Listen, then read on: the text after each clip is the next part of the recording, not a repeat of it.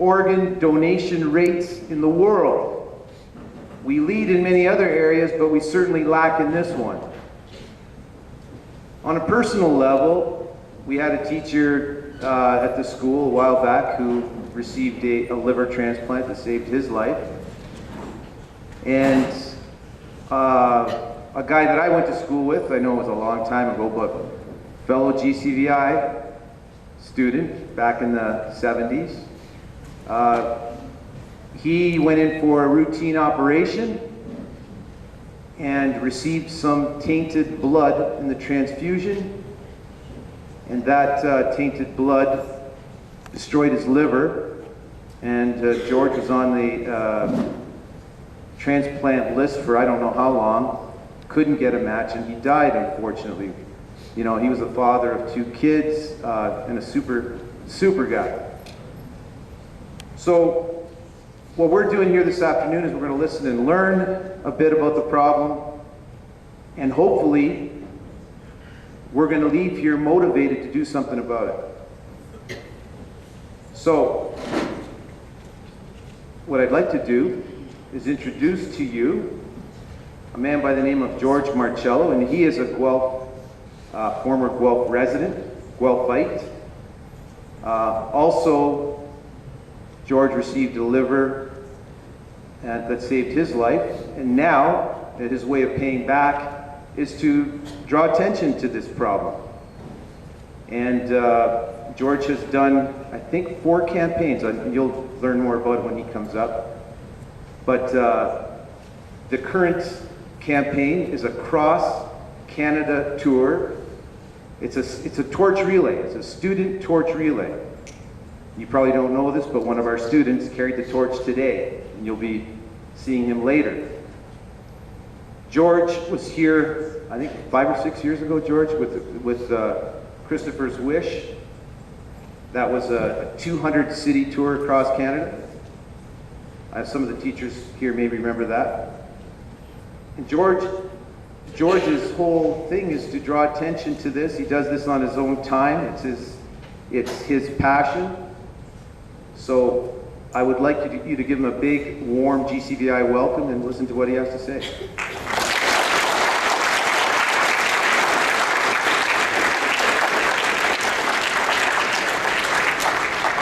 Thank you. Okay, here's the thing. As your guidance teacher mentioned, Canada has one of the lowest organ donation rates in the world. And here's the thing. We can change that. And what we're finding out is that it's the key in helping to change this is through the students. Since we started this campaign in St. John's, Newfoundland on October the 1st, since we started this campaign, all the way from St. John's, Newfoundland, through the Maritimes, through Quebec, through Ontario, everybody's talking about this. We're getting the community to talk about it. We're getting the community, we're reaching the community to become organ donors. We're slowly but surely, we're alleviating the shortage, and we're addressing it. And the key is the students. The passion and the courage and the involvement that we're getting from the student is just phenomenal. So since the torch has been carried in St. John's, Newfoundland on October the 1st, we've had many students and schools like yourselves that have participated, and they're making a difference. We are making a direct difference into those 4,000 people that right now they can't be out outside of the hospital to ask for help because they're in the hospital, they're sick, they can't do anything. So we're doing it for them, and we're doing it community by community. And in Guelph, your school was chosen to represent the city of Guelph. So we're really hoping that when you see Gavin come in, that you give him the attention that he deserves for bravely carrying the torch today, and that you pay attention to the PowerPoint that we're going to show you. It's a little video, And we're hoping that everybody gets inspired here today.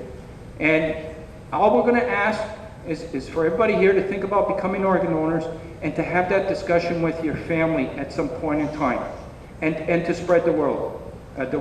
Sorry, and we can do it. We don't have to be at the bottom. We can lick this problem. We can lick it, but it's going to be through the students. So I'm confident. I'm confident that you guys are going to do your part. And we're going to lick this problem. And Canada won't be at the bottom anymore. We'll be at the top. And every one of those people that needs an organ transplant will receive it. That's what we're shooting for. I want to thank your guidance teacher, Ms. Terracini, for doing a heck of a job again in organizing this. And Connor for looking after the technical part, and everybody else that's participating. Everybody's got a part to play here. So we're counting on everybody to do this. Thank you very much.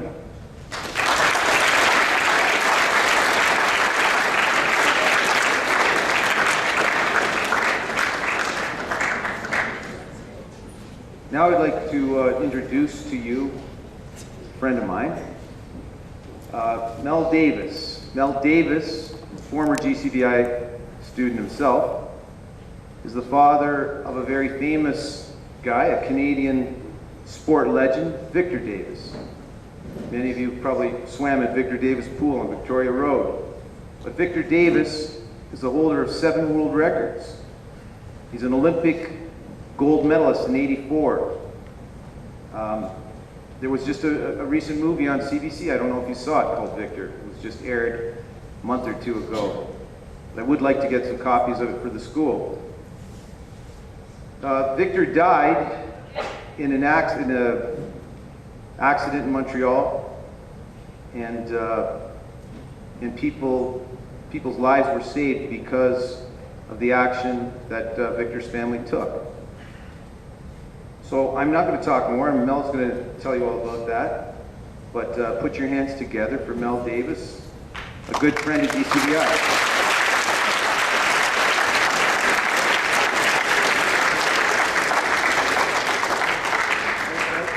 Kennedy. Yes, I am a former student here, and it hasn't really changed that much. Getting back to the story at hand, on November the 11th, and that's kind of unusual that I remember today, 1989, I got that phone call that all parents hate, or vividly fear of. 1 o'clock in the morning, as usual, that there had been an accident in Montreal, and Victor had been struck down by a hit-and-run driver in that city. Anyway, as a result of Victor's death, we were asked by the hospital, and we had already made some decision as in case of Victor did pass away, we would donate his organs. And as a result of that decision wasn't that hard to make. I mean, when you think about it, that you were going to help someone else, a complete stranger, have a second chance at life. So anyway, as a result of our decision to do that, I can't say it was my decision, it was our decision to do that, Victor's family and his friends, that a man, a 52-year-old man got a heart, a 33-year-old woman got a liver, and 2 32-year-old gentlemen got his kidneys. And the coroners came to the Toronto area. Whereabouts in Toronto, I don't know, in the Toronto area. And as a result of that action, the man that got the heart had another 15 years of life.